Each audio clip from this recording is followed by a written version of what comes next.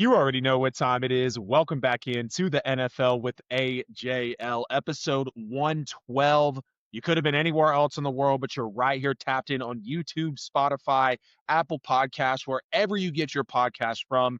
Really appreciate you guys taking the time to be here. Hope you had an excellent Labor Day weekend. Hope August was good to you because September is going to 1,000,000% be better for anybody that's watching the show. I pray that it is for you guys. Of course, before we get started, y'all make sure to like and share the podcast wherever you may be watching. Please subscribe on YouTube. Please check the description for the link tree at NFL with AJL on all social media and podcast platforms. Again, like that content, share, follow, comment. We love to read the social media comments. We read everything, might not reply to everything, but when you guys are roasting us out there about hairlines or pencils and film study, just know we see you guys out there in the community really giving us love. And we got a packed show tonight. Was going to be on with a guest, but nonetheless, we will continue solo dolo as we have the Eagles and the Cowboys season opener prediction. We're talking about the Heisman watch, doing a little bit of college football week one overreactions, and so much more here on the show. So you guys get in the comments because I want to hear from you as we get into episode 112, because again, it is an absolutely packed show.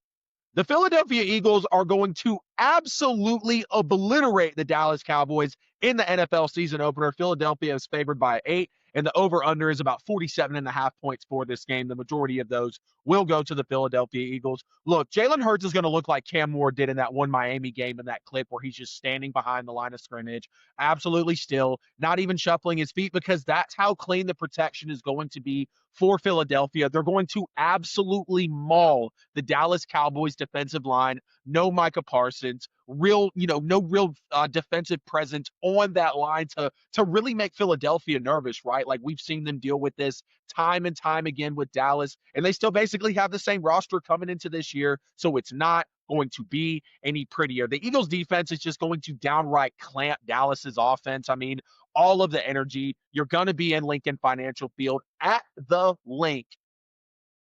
Dallas being on the road against that defending Super Bowl champion Philadelphia Eagles, it's going to be so tough for them. I don't know if there's going to be any bit of positivity in this game, truly, for the Dallas Cowboys. Jalen Hurts is going to be in MVP talks. You will have Dallas Cowboys fans saying you will have Dallas Cowboys fans saying Brian Schottenheimer is already on the hot seat after the ass whooping that the Dallas Cowboys are about to take in the season opener coming into the 2025 NFL year. And I'll just say this right for Philly. If they lose, it's 100% the biggest upset in recent memory for the Philadelphia Eagles. Saquon Barkley is your number one player per the top 100. The Eagles are getting an entire NFL film made about them, literally called America's Game.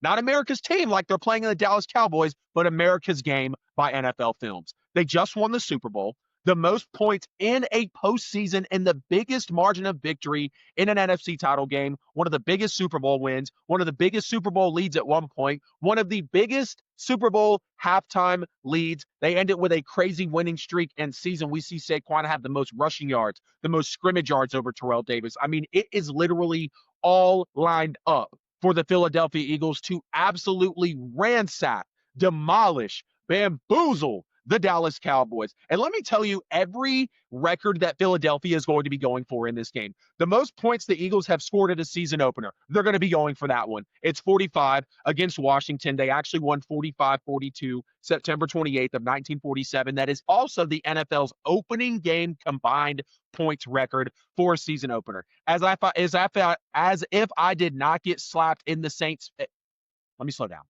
As if I did not get slapped in the face as a Saints fan with this stat that I dug up to show just why the Eagles are going to be chasing any possible season opening record they can, whatever Dallas's opening season records are for a loss, for most points. Like, I didn't even look into the one about a loss. I'm really trying to give you guys the numbers as to what they're going to be going for. The most points ever scored in a season opener, the Atlanta Falcons, 62 points. They beat my New Orleans Saints 62-7 on September 16th, 1973. The most points that the Cowboys have ever given up in any game is 54 to the Minnesota Vikings, October 18th of 1970. That is, again, the franchise high for points allowed in any game.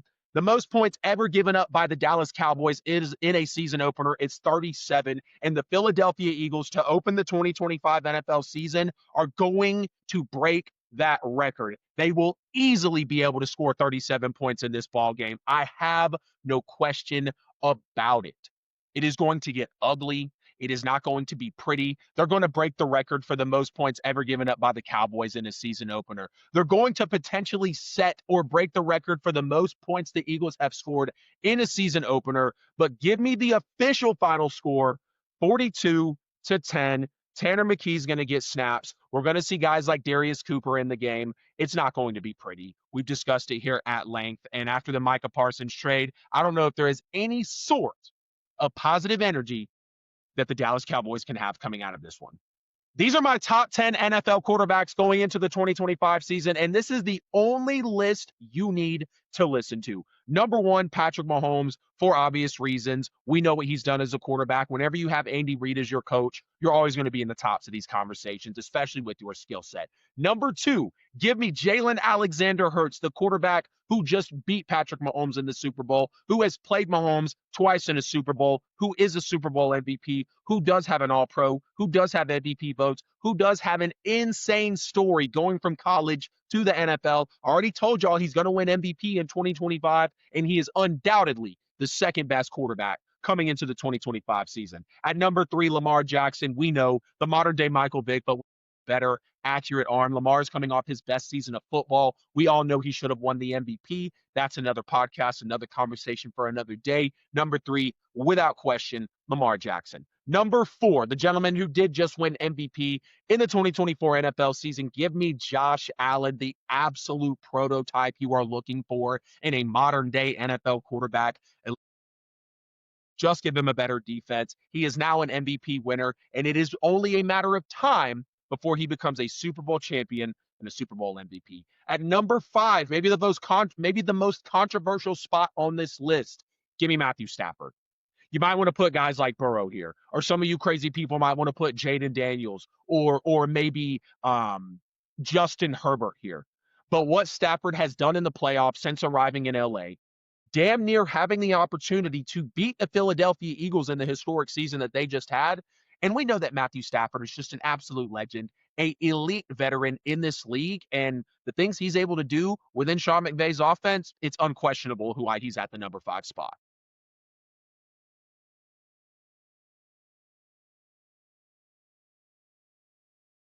At number six, give me Joe Burrow. We're still waiting on him to get that defense behind him. We're still waiting on him to get that offensive line protection, but he is throwing to the current reigning Triple Crown winner in Ja'Marr Chase. Ja'Marr Chase should have been Offensive Player of the Year. Joe Burrow needs to get more protection behind his offensive line because the way that things are going, it is not pretty for Joe, and I don't want to see him continue to struggle as the rest of his NFL career goes on. At number seven, already the sophomore, Jaden Daniels, an absolute monster at the position. The second coming of Lamar Jackson, whatever you guys want to say about Jaden. The best rookie season we've ever seen, and it's only going to get stronger from here on out. And number eight, give me C.J. Stroud, who did have the best rookie season before a guy named Jaden Daniels was born and taken second overall in the 2024 NFL Draft. We already know that C.J. Stroud, again, had a great rookie season, has a very solid coach in DeMeco Ryans, but the Texans need to get him more help so they do not fail him as already being a top quarterback, not only as a rookie, and as a sophomore, but now going into your third year. You're officially an NFL veteran now, C.J. Stroud. At number nine, give me Baker Mayfield, coming off of his best season, looking like the former number one overall pick, having to take the time to get through the Panthers, to get through the Browns days, to get through the Rams days. And now he is the franchise quarterback on a franchise quarterback deal in Tampa. He's got Mike Evans, Emeka Egbuka, who just got drafted to help out that wide receiver room as the legends phase out. He's got Chris Godwin. He just had one of the best statistical seasons we ever saw for a quarterback. I never thought I'd see a day where I had Baker Mayfield in a top 10 list above number 10, but here it is. And at number 10, the most controversial point of this list, give me Aaron Rodgers as the 10th best quarterback in the NFL. I believe with Mike Tomlin, I believe with those offensive weapons, if he was able to do what he did in New York last year, damn near 4,000 yards, creeping up on 25, 30 touchdowns, somewhere in between there. I don't have the stats right in front of me. If Aaron Rodgers was able to do that with that kind of organization and that kind of roster. Imagine what it can be with the DK Metcalf if Darnell Washington finally gets incorporated into that offense. We understand that Aaron Rodgers might not be an extreme needle mover, but if we are talking about talent at the quarterback position, I don't understand how you don't have Aaron Rodgers coming into this year with the situation he's in, seeing how he played last year, not being a top 10 quarterback. If you want to know my top 15, I've got Herbert, Dak, Purdy, Love, and Goff. Really probably switch the final three up however you want. I kind of view Herbert and Dak as kind of the same quarterback, right? Like both great regular season performers, have all of the really characteristics of a quarterback, but what are they actually doing in the playoffs? Are they really making their team better? Things of that nature. But I want to hear from you down in the comments. Who are your top 10 NFL quarterbacks coming into the 2025 NFL season? Sticking it right here with the NFL. These are the top 5 teams in the NFL that have the best chance at winning the Super Bowl. At number 1, clearly the Philadelphia Eagles. They have the second best quarterback in the NFL. They have the best offensive and defensive line in the NFL. They have the best defense and the best defensive coordinator in the NFL. Insane weapons on the offensive side of the ball. They're returning a ton of their starters. They draft well. Howie Roseman is an absolute talent whisperer. Nothing more you can say about the incredible chances of the Philadelphia Eagles repeating this coming year. At number 2, if they can get over the damn hump, give me the Baltimore Ravens as the second best team to be able to go on and win Super Bowl 60. It's Lamar's time. It is Harbaugh's time. God bless his soul, Mark Andrews' time. Derrick Henry is there and ran for almost 20 touchdowns and 2,000 yards. It is all of those star players' times to get to the big moment, to win it all. The combination of Lamar and Derrick Henry might be the best in the league if you're just talking about quarterback, running back tandem. And then when you take a look at the fact of what they do have defensively and the front office and the coaching, it's time for the Ravens to get over the hump. All of the pressure is on Lamar Jackson and the Ravens. And number 3, give me the Buffalo Bills. Time for Josh Allen to get over the hump. Time for McDermott to get over the hump. Time for McDermott to really give Josh Allen a defense that can actually support him in the playoffs so the Bills can actually go far and just reach a Super Bowl. So we can finally have conversations about Joshua Allen reaching a Super Bowl and not having to use his defense or his coach as an excuse or an issue or a talking point. We just want to see Josh Allen make it to 1. Just 1. At number 4, give me the Kansas City Chiefs for all the obvious reasons. Anytime you have Mahomes and Reed at the helm and you still have Steve Spagnuolo as your defensive coordinator, you're going to be doing a great job. And at number 5, a team that everybody's been talking about in this offseason, give me those Washington Commanders as the number 5 best team to go on and win the Super Bowl this year. Again, amazing rookie campaign from Jaden Daniels. Dan Quinn did a fantastic job building the roster around him. We also have the new ownership. We have Deebo Samuel. They have Deebo Samuel. They have Laramie Tunsil. They brought in plenty of players in the offseason, drafted well. Washington is undoubtedly your number 5 team to make it to the Super Bowl. 5 Commanders, 4 Chiefs, 3 Bills, 2 Ravens, 1 the Philadelphia Eagles to repeat and be your Super Bowl 60 champions. Georgia absolutely blew out Marshall in week 1 of the 2025 college football season, 45-7, an absolute obliteration. Clearly no positive takeaways from Marshall here. We could have plenty of positive takeaways for the Georgia Bulldogs. But as a diehard Georgia fan, I really want to get into the 2 quarterbacks that we have in the roster right now between Gunnar Stockton and Ryan Puglisi, who is a true freshman, and obviously Gunnar, who's getting his first real shot at being a starter and an effective playmaker for the Georgia Bulldogs. So Gunnar Stockton versus Marshall in week 1, 14-24, 190 yards, 2 passing touchdowns, 10 carries, 73 yards, another 2 rushing touchdowns, and PFF gave him a game grade of about 81. Clearly, he's an explosive playmaker. This guy pushes the ball down the field. His average depth of target was just over 8 yards at 8.1, making big chunk plays in this one. He's a true dual threat, turned kind of a design zone read reps into touchdowns type of quarterback because he has such a strength in the running game, and Kirby Smart sees that. And he consistently finished runs in space in this game. And he's very comfortable throwing on the rhythm concepts, attacking the intermediate and the deeper windows. Like, he is definitely a gunslinger when protection allows him to be. We know he can get a little outside of the box, as any quarterback can be if there is pressure. But some of the cons when you look at Gunnar Stockton's game, really just between the small sample size of last year and coming into this one in a really nothing game against Marshall, he does have an aggressive decision profile. Like, a few of those throws were risky. They would be punished by elite defenses. He does need that crisper progression speed, no question about it. And Kirby and the coaches are going to be having these types of conversations with him.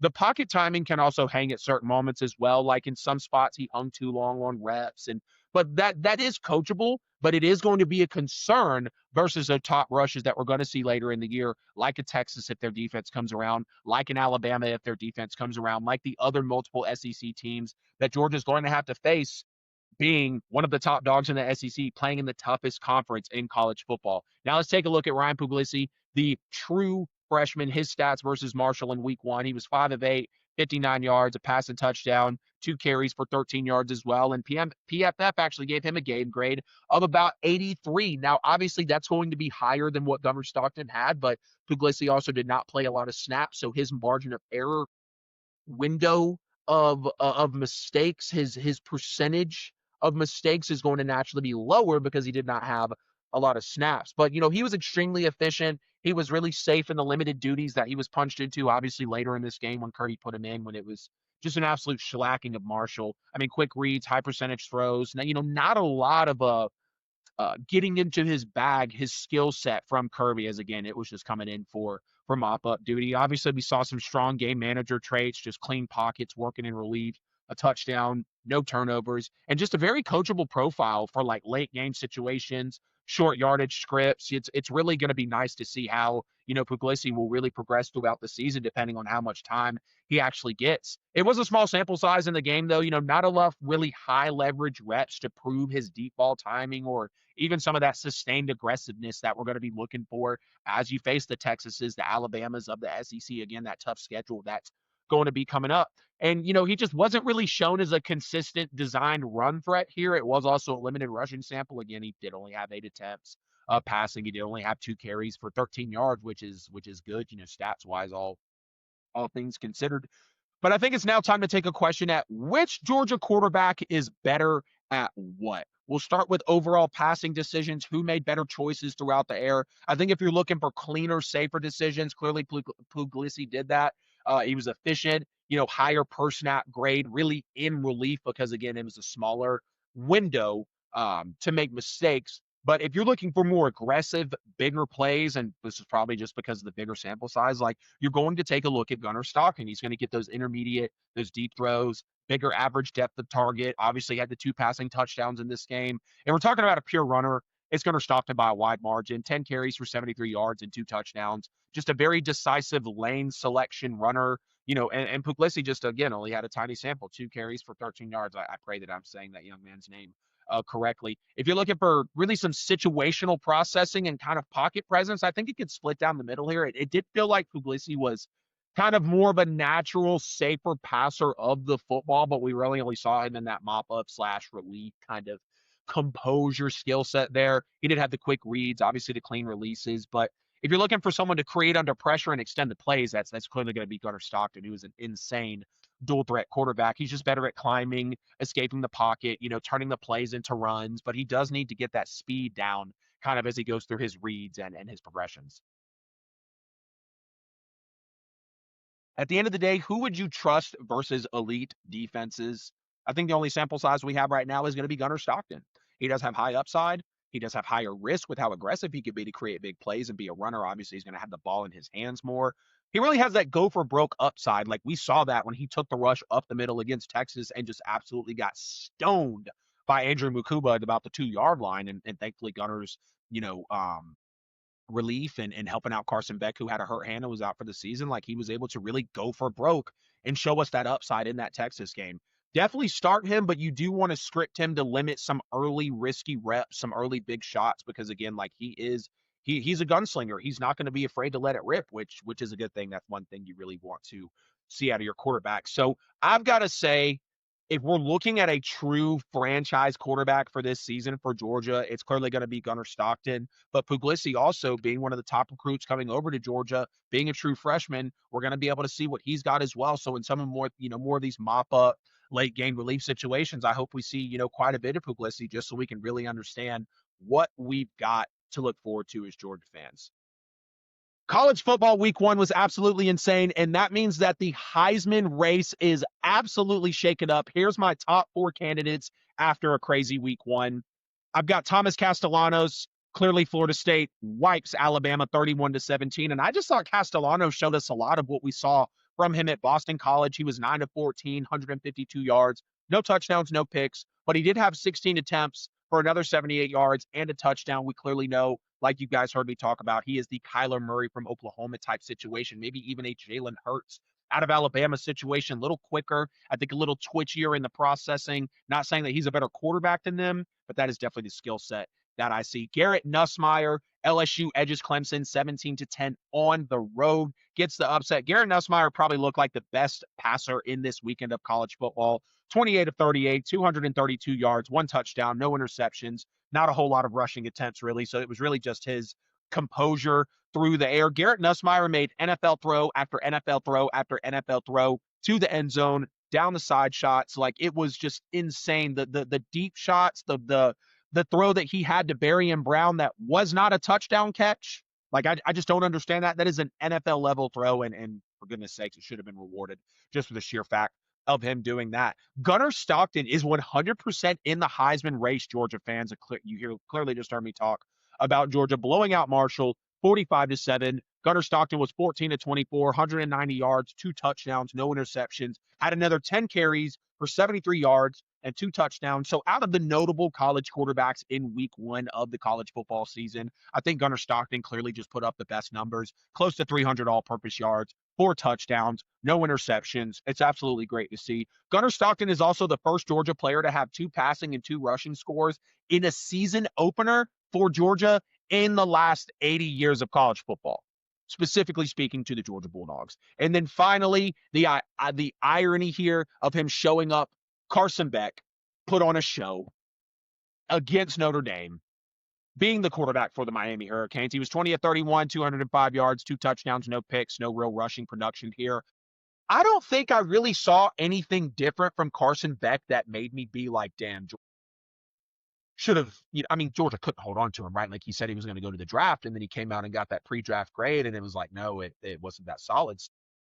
He ended up going back to college, which really was a smart thing. But I didn't really see anything of Carson Beck that made me think he was too different than what he's at in Georgia. I think as Miami's schedule goes on and season goes on, like, we'll truly see what Carson Beck's going to be capable of, because there was plenty of games where Carson Beck played in the SEC, which is much stronger than the ACC, and clearly struggled. So let's not confuse ourselves to where if Carson Beck does come out and is in Heisman conversations, he is playing SEC football. ACC football, excuse me, does have the SEC experience for 2 years, no question about it. But now going to the ACC, it will be a little different. It will be potentially weaker for him. I'm not going to discount that at all, but we understand the level of competition and the dynasties that exist in the SEC. I need to know how the hell Florida State is not in the top 10 for the AP poll going into week 2 of college football. They went from unranked to number 14, which I still respect. But with them obliterating Alabama in the season opener, they didn't just beat them. They dog-walked them. They flushed the tide down the toilet bowl, and they rolled down the bowl. Like, Florida State absolutely handled Alabama. And you're telling me that they only jump up to number 14? Florida State doesn't deserve to be a top 10 team here? And Alabama is still ranked? How much longer do we give these past programs that, these programs that have had past recent successes this opportunity? How long do we keep keeping them around in these rankings? Because it just makes you think about when Florida State got snubbed and Alabama made it in. Now, it's not the same thing, obviously. But I just need to know how the hell Florida State is not in the top 10. Because that was Alabama's first opening season loss since 2001.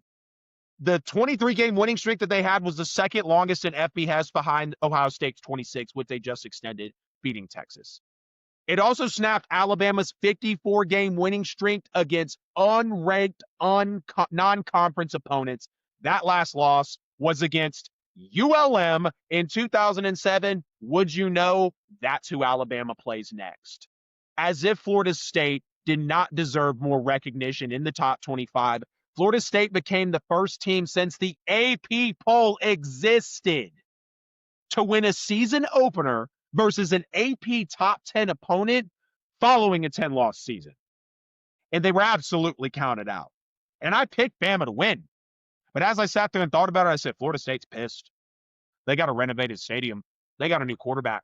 Mike Norvell just went and got Gus Malzahn and Tony White, who ran the best defense in the country.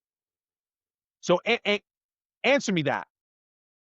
How is Florida State not in the top 10 after what they did to Alabama in week 1? I want to hear from you guys in the comments. Do you think the top 25 is correct? Because I am just, again, I'm befuddled at the fact that they're not in. Am I really taking it to the brink? No, because we know how the AP top 25 is, but I just don't understand how they're not in there. Let's overreact to week 1 of the 2025 college football season. Starting off from the top, Kalen DeBoer will be fired at the end of the year by Alabama if they do not at least go to the national championship, or they will buy him out some way, somehow. The boosters are not going to put up with a performance like that, because when you take a look at the schedule here, they lost to Florida State to open the season. The last time they lost an unranked non-conference game was against UL Monroe back in 2007. That's who they play next. Thankfully, they're at home. I'm going to give Alabama a loss in that game because of the precedence of it. Call me crazy, but history loves repeating itself. September 13th versus Wisconsin, I'll give that a win. September 27th at Georgia, that's a loss. October 4th versus Vanderbilt, I'll say that's a win. October 11th at Missouri, I'm going to say that's a loss. October 18th versus Tennessee, I'm going to say that's a loss. October 25th at South Carolina, I'm going to say that's a loss. November 8th versus LSU, I'm going to say that's a loss. November 15th versus Oklahoma, that's going to be a pivotal one, but I will say that that's a win. November 22nd versus Eastern Illinois, that's going to be a win. November 29th at Auburn in the Iron Bowl, that is a loss. So they are 0-1, 1-1, 2-1, 2-2, 2-3, 2-4, 2-5, 3-5, 3-6, 4-6, 4-7, 4-8. I've got Alabama winning 4 games in the 2025 college football season. Second overreaction here from week 1. Florida State is a national title contender.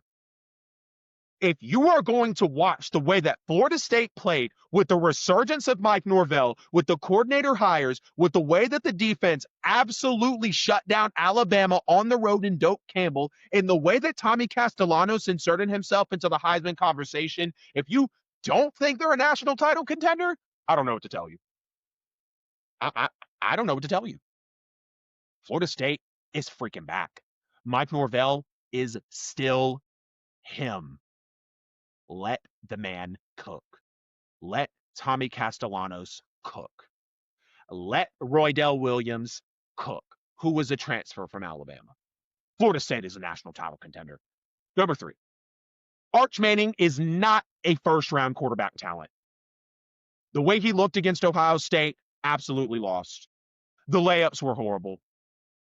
He could have had multiple touchdown passes. The vision that Arch Manning was not able to have on a slant in front of him when he threw the touchdown pass incomplete to the right side of the end zone that was in the receiver's hands.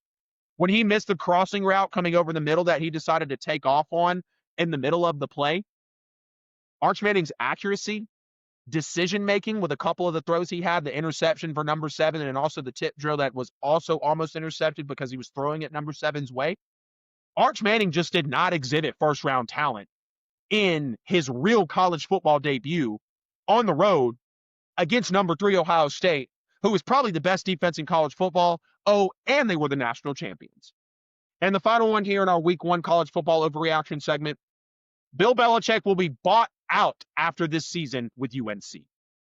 He got absolutely obliterated in the season opener. I don't even want to tell you the score because I don't want to disrespect the GOAT of the NFL coaching tree in Bill Belichick like that. But Bill Belichick will be bought out after this season with the UNC Tar Heels. You can best believe it. Because before June 1st, 2025, Bill Belichick negotiated this into his contract, by the way. Before June 1st of 2025, if Belichick left the UNC job, he would have owed the university a $10 million buyout.